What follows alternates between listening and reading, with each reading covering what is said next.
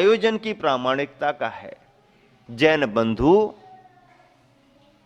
सहयोगी ही होते हैं, किसी भी कार्य में विवाद पैदा नहीं करते, ये मानसिकता सभी के मन में आती है। और उसी का परिणाम कि कर्फ्यू के समय भी पंच कल्याणक की संपन्नता के लिए आने जाने वाले श्रद्धालुओं को कहीं रोका नहीं गया। बस में एक झंडा लगा लो पचरंगा, और नहीं है तो गुरुजी की फोटो लगा लो। पचरंगा झंडा लग गया, गुरुजी की फोटो लगी है, तो आदमी के मन में, प्रशासन में, मिलिट्री वालों को ये प्रामाणिकता आ जाती है कि भाई ये धार्मिक वाहन है, सामान्य पूछताछ करके बढ़ा देते। और कार्यक्रम में कहीं कोई बाधा नहीं आई, कार्यक्रम निरंतर आगे बढ़ता गया। उस कर्फ्यू के समय में भी आचर्य प्रतिदिन पंडाल तक 2.5-3 किलोमीटर जाते, पूरा संघ जाता, और कार्यक्रम संपन्न करके सुबह आहारचर्या को भी मड़िया जी आते, और दोपहर का कार्यक्रम संपन्न करके पुनः रात्रि विश्राम के लिए भी मड़िया जी आते, और कहीं कोई बाधा व्यवधान नहीं। सब लोग सुपरिचित, ये गुरुजी जा रहे हैं, ये उनकी भीड़ जा रही, ठीक है जाने दो, ऐसा करके कार्यक्रम संपन्न होता रहा। लेकिन आखिरी दिन जो फेरी का दिन था, आहारचर्या को संग निकला। संयोग ऐसा बना कि मन सबका खिन्न हो गया। आचार्य श्री का पड़गाहन हुआ, आहार प्रारंभ हुआ, और प्रारंभ में ही जल थोड़ा सा दूध लेने के बाद 2-4 गिलासों में ही आचार्य श्री का अंतराय हो गया। प्रारंभ में ही अंतराय हो गया। इतने बड़े समारोह में, इतनी बड़ी व्यस्तता में, मुख्य दिन, फेरी के दिन, परिक्रमा के दिन, और आचार्य श्री को अंतराय हो जाए तो संघ को भी काफ़ी मतलब प्रतिकूलता लगी, और समाज को तो लगती ही लगती है। आचार्य श्री को तो क्या प्रसन्नता से, हाँ ठीक है होता है ऐसा। लेकिन जब आचार्य श्री के पास महाराज जी और हम लोग बैठे तो आचार्य श्री को इतना ही निवेदन किया, आचार्य श्री आपके आशीर्वाद से, जाप्यानुष्ठान से विघ्न तो टलते जा रहे हैं, लेकिन ये विघ्न कैसा रहा जो जाप्यानुष्ठान से भी नहीं टल पाया। तो आचार्य श्री कहते ये अलग तरह के व्यवधान होते हैं। तो हंसने लगे। फिर आचार्य श्री, आज आपको अंतराय आ गया है, इसका मतलब है कि ऐसा ना हो कि परिक्रमा और फेरी कोई ना कोई विघ्न व्यवधान आ जाए। तो आचार्य श्री मुस्कुरा करके कहते नहीं, निश्चिंत रहो, अब कोई व्यवधान आने वाला नहीं। आचार्य श्री क्यों? अरे बोले जो व्यवधान आना था वो आ ही गया अंतराय में। अब कोई व्यवधान आने वाला नहीं, जो आना था वो अंतराय में ही आ गया है, अब चिंता मत करो, अब कोई व्यवधान आने वाला नहीं। हम लोगों को क्या लगा कि ये संकेत है, आचार्य श्री की चर्या में ही अंतराय आ गया, अब अभी सामयिक करेंगे, दोपहर में फेरी होनी है, इतनी बड़ी फेरी, संभवतः 5 गजरथों की व्यवस्था थी, इतने लोग आएंगे जाएंगे, कहीं कोई ऐसा ना हो जाए, ये विघ्न व्यवधान तो दिख ही रहे, कितने सारे व्यवधान आते जा रहे। तो थोड़ा सा चिंतातुर होकर के अब जब बैठे हैं आचार्य श्री के पास, तो चर्चा में तो कुछ ना कुछ चर्चा होगी।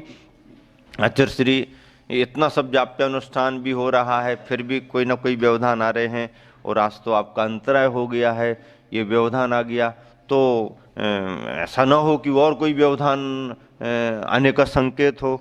तो आचार्य श्री बहुत आश्वस्त होकर के, उनके चेहरे पर इतना आत्मविश्वास झलक रहा था, प्रसन्न होकर कहते नहीं चिंता मत करो, अब कोई व्यवधान आने वाला नहीं। आचार्य श्री कैसे?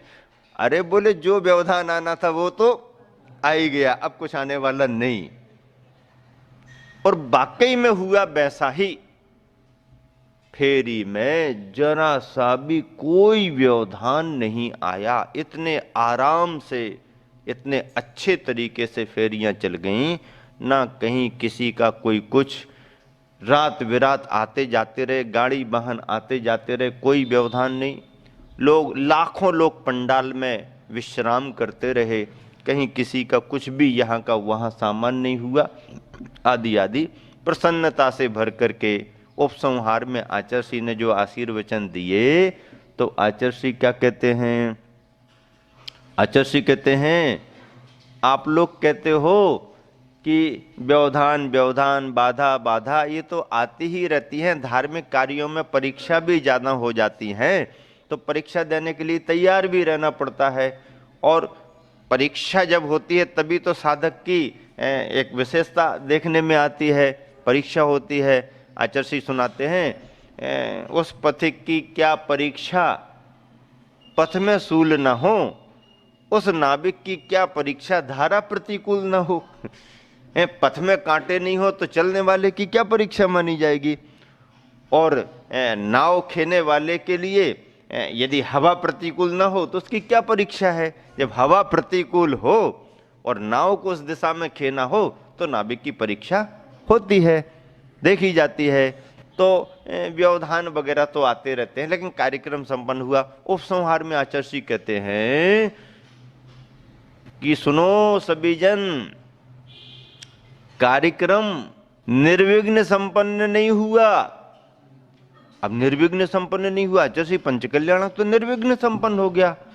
नहीं नहीं, पंचकल्याणक निर्विघ्न संपन्न ही नहीं हुआ। तो आचार्य फिर क्या? अरे निर्विघ्न ही संपन्न नहीं हुआ, बल्कि सानंद संपन्न हुआ है।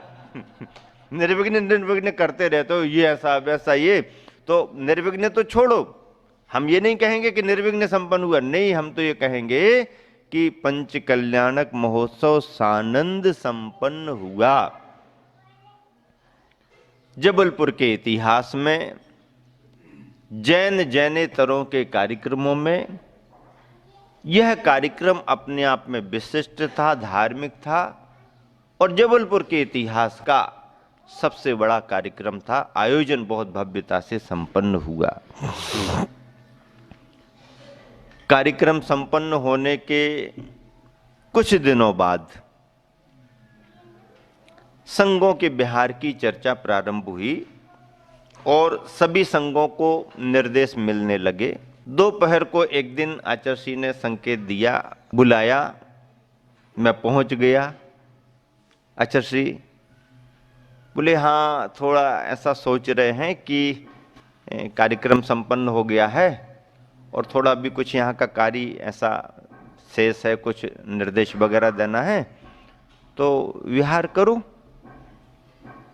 तो आचार्य आप यहीं रुक रहे तो हम कहाँ विहार करें, हम भी यहीं।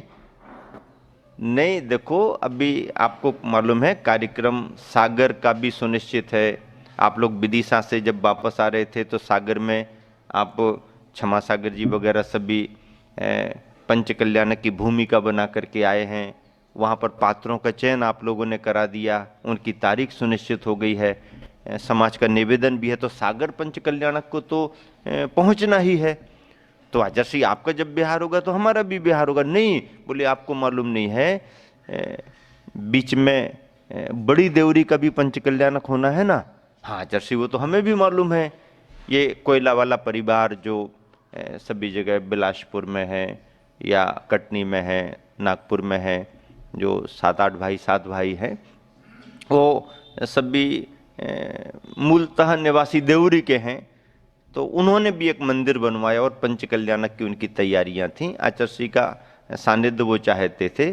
तो आचार्य श्री का भाव क्या झलका कि आप लोग, मैं प्रमाण सागर और निश्चय सागर जी को भी उन्होंने कहा कि आप तीनों जन विहार करो और देवरी का पंच कल्याणक संपन्न करा तो तुम लोग सागर पहुंचो और मैं यहाँ से अपना कार्य करके सीधा सागर। देवरी वाले आचार्य श्री के पीछे लगे और हमको कौन पूछेगा। तो अपन ने सोचा आचार्य श्री निवेदन उन लोगों का आपके लिए है और पंच कल्याण जैसे समारोह में आपके द्वारा आपकी उपस्थिति महत्वपूर्ण होती है। अब बोले सभी जगह तो पहुंचना संभव नहीं होता, हम उनको संकेत दे देंगे, आप समाज को संकेत दे दो, बुला लो और हम उनको समझा देंगे, मार्गदर्शन दे देंगे कि महाराज जी लोग कराएंगे। तो हमने कहा आचार्य श्री हम समाचार तो भेजा सकते हैं लेकिन वो मानेंगे नहीं। वो आपसे निवेदन करके गए हैं और उस इलाके में उनकी भावना है और उन्होंने पारिवारिक अपने मतलब समाज के रूप में नहीं, वो पूरा पारिवारिक खर्चे से उन्होंने उस कार्यक्रम को पूरा व्यक्तिगत तौर पर समाज का सहयोग लेकर के पंच कल्याणक और गजरत संपन्न उनको करना था। ऐसा करके आचार्य का सूचना दो। सूचना उनको मिली, वो आ गए। आचार्य ने उनको समझा दिया। फिर एक दिन आचार्य ने संकेत दिया कि ठीक है तुम लोग विहार करो। उन्होंने तो निवेदन किया कि आचार्य नहीं, महाराज जी का तो विहार आप करा रहे हैं और महाराज जी पहुंचेंगे, लेकिन आपका सानिध्य चाहिए है और देख लें आप। ऐसा निवेदन करके वो लोग भी चले गए। आचार्य ने एक दिन दोपहर को हम लोगों का विहार कराया, संकेत दिया कि तुम लोग विहार करो, हम देखेंगे। अभी तो हमारा मानस नहीं है, लेकिन देखेंगे। ऐसा करके विहार करा दिया। अब जैसे ही हम लोगों का विहार हुआ तो शाम को सहजपुर पहुंचे, रात्रि विश्राम सहजपुर में किया और अगले दिन सहपुरा पहुंचे। सहपुरा में वंदना वगैरह करके प्रवचन करके आहारचर्या हम लोगों की हो गई। और सामायिक करके जैसे ही सामायिक से हम लोग उठे तो लगभग 1:30 बजे हम लोगों को समाचार मिला कि आचार्य का विहार हो गया। आचार्य का विहार हो गया। कल तक तो आचार्य कह रहे थे अभी हमारा सुनिश्चित नहीं है और कुछ कार्य वगैरह है, लेकिन आज कैसे हो गया विहार? पक्का विहार हो गया। हाँ, समाचार आया विहार हो गया, मड़िया जी से विहार हो गया है। अब किस तरफ विहार हो रहा पता लगाओ। अभी पता नहीं लग रहा, अभी निकले हुए हैं, अभी निकल रहे, अभी मेडिकल के यहां तक आए हुए हैं। पता लगाओ कहां किस तरफ। अब हम लोग भी असमंजस में पड़ गए। ये अंदाज था कि 2-4 दिन आचार्य रोकेंगे, लेकिन आचार्य का अगले ही दिन विहार हो गया। किस तरफ जा रहे होंगे? धीरे धीरे मालूम चला नहीं, ये रास्ता तो यही वाला पकड़ा हुआ है। अरे इस तरफ रास्ता पकड़ा, हम लोगों का कल विहार कराया, आचार्य इस तरफ आ रहे, क्या बात है? कहां को जा रहे होंगे? नरसिंहपुर जा रहे, कहां को जा रहे, क्या जा रहे? और धीरे धीरे सहजपुर की ओर आ रहे। सहजपुर से पाटन की तरफ जा सकते हैं, ऐसा सोच करके अब हलचल मच गई, लोगों का आना जाना शुरू। और देखते देखते ये समाचार मिला कि आचार्य सहपुरा आ रहे। सहपुरा आ रहे, अरे सहपुरा आ रहे, कल हम लोगों का विहार करे, आज सहपुरा आ रहे, क्या बात है? शाम को आचार्य का आगमन हो गया, वंदना कर ली, मंदिर में प्रवेश हो गया। समय मिलने पर आचार्य आपको विहार किस तरफ हो रहा? अभी कोई निश्चित नहीं है, कोई निश्चित नहीं। अरे निश्चित नहीं, भक्ति हो गई। शाम को आचार्य की भैया वृत्ति कर रहे, आचार्य आपका विहार किस तरफ होना? अरे अभी रात तो निकलने दो। नहीं नहीं आचार्य, हम लोगों को देवरी की तरफ विहार करना है और फिर आपका भी देवरी तरफ विहार हो तो बहुत अच्छी बात है। नहीं नहीं अभी देखेंगे देखेंगे। ऐसा करके शाम रात निकल गई, सुबह वंदना कर ली आचार्य ने, आहार भी हो गया। आचार्य आपका यहाँ पर प्रवास हो, ऐसी समाज की भावना है। नहीं नहीं निश्चित नहीं, बिहार तो होना है। अब बिहार होना है, हम लोगों को निर्देश अलग हैं, आचार्य का कुछ निश्चित नहीं। आचार्य बता ही नहीं रहे किस तरफ जाना। अब हम लोग संशय में, ऐसा ना हो कि सामान सब इकट्ठा हो जाए और यहाँ का सामान यहाँ चला जाए, फिर कौन यहाँ वहाँ किस तरफ जाएंगे। आचार्य सामयिक के पहले पूछा, आचार्य आपका विहार? बोले आपने कौन सा रास्ता चुना है? तो हम लोगों ने कहा आचार्य हम लोग तो सैपुरा से बेलखेड़ा होकर के और ऐसा करके तारादेई होकर के ऐसा सोच रहे हैं बड़ी देवरी जाने का, यही रास्ता निकला है शॉर्टकट जंगल वाला। तो आचार्य कहते हैं देख लिया, पक्का पता कर लिया? तो हमने कहा आचार्य पता तो कर लिया है, देखा हुआ तो नहीं है पर पता कर लिया है। तो बोले ठीक है, फिर सामयिक के बाद बताएंगे। अब अभी भी सामयिक के बाद बताएंगे। अब श्रावक भी, आचार्य का विहार होना तो किस तरफ होना, क्या होना है, ऐसा में असमंजस। सामयिक के बाद आचार्य उठे, हम लोग पहले से पहुंच गए। आचार्य किस तरफ? बोले हाँ जो रास्ता देखा है उसी से चलते हैं, और उसी रास्ते से विहार हो गया।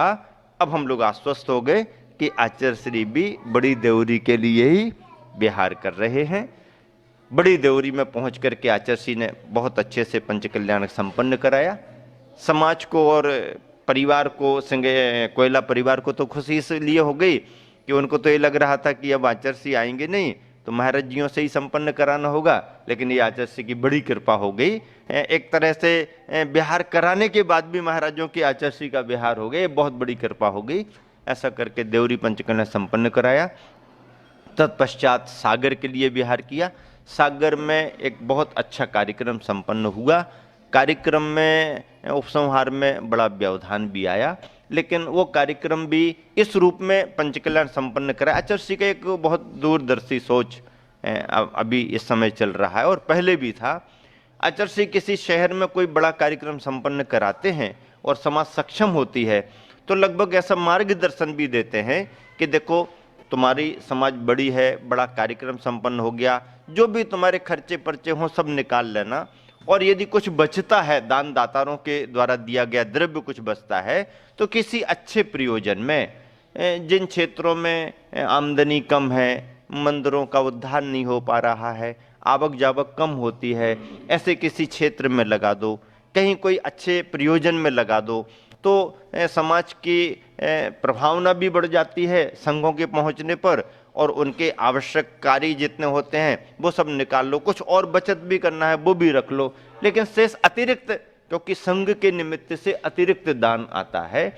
और यदि तुम्हारे सब प्रबंध होने के बाद, सब कुछ खर्चे निकलने के बाद और कुछ जमा करने के बाद भी कुछ बच रहा है, ज्यादा दिख रहा है, तो उसे किसी अच्छे प्रयोजन में, क्योंकि क्षेत्र तो समाज के ही माने जाते हैं और कई क्षेत्र बहुत जरूरतमंद भी होते हैं, तो ऐसा करके उस समय वह पंच कल्याणक आचार्य ने इस प्रेरणा से संपन्न कराया कि इसमें से जो भी बचत राशि हो आप अपना खूब प्रभावना के साथ कार्यक्रम संपन्न करो, जो भी जरूरत हो मंदिर के लिए और जमा करके रख दो, लेकिन अतिरिक्त यदि कुछ लगता है तो उसे अंतरिक्ष सिरपुर क्षेत्र के लिए प्रदान किया जाए, क्योंकि उस क्षेत्र को बहुत जरूरत है, बहुत जरूरत थी भी उस समय। आचार्य के ख्याल में आ गया था, समाज ने भी इस बात को सहर्ष स्वीकार किया कि आचार्य आपका जो भी मार्गदर्शन होगा हम सब लोग करेंगे। पंच कल्याणक संपन्न कराया और पंच कल्याणक की जितनी भी बचत राशि हुई उसकी एफडी बना करके सिरपुर अंतरिक्ष के लिए जमा करवा दी गई, ताकि उससे जो पैसा ब्याज का निकलता रहेगा उससे वहाँ का मैनेजमेंट, जो भी पुजारी कर्मचारी आदियों को देना हो, कभी आमदनी होती कभी नहीं होती, कभी कभी उस क्षेत्र पर ऐसी स्थिति बन जाती कि तनख्वाहें देना भी इस कमेटी को कठिन हो जाता, तो ऐसा प्रबंध करा के और अच्छे से एक बहुत अच्छा फंड करके जमा कर दिया। मूल राशि सुरक्षित रहेगी, उससे जो भी निकलता रहेगा वो वहाँ के प्रबंध में लगता रहेगा, निर्माण कार्य के लिए वो राशि नहीं लगेगी, ऐसा निश्चित कर दिया। और बहुत अच्छे तरीके से, और एक प्रेरणा और आचार्य ने दी कि अंतरिक्ष सिरपुर में एक भवन बनाया जाए, क्योंकि यात्रियों को निवास स्थान नहीं था, इसलिए रुकते भी नहीं थे और जगह भी ऐसी मिलती नहीं थी, तो जगह निकाल करके 3 खंड की एक बहुत बड़ी बिल्डिंग बनाने का नक्शा तैयार हुआ और निकलंक निकेतन के नाम पर उस स्थान संस्थान को तैयार किया गया, लोगों को यथास्थान सुरक्षित भेजाया गया, और इस तरह से सागर से विहार करके गुरुवर आगे कहाँ बढ़ते हैं इसकी चर्चा आगे आपसे करेंगे। इसी शुभ भावना के साथ विराम देता हूँ। महावीर भगवान की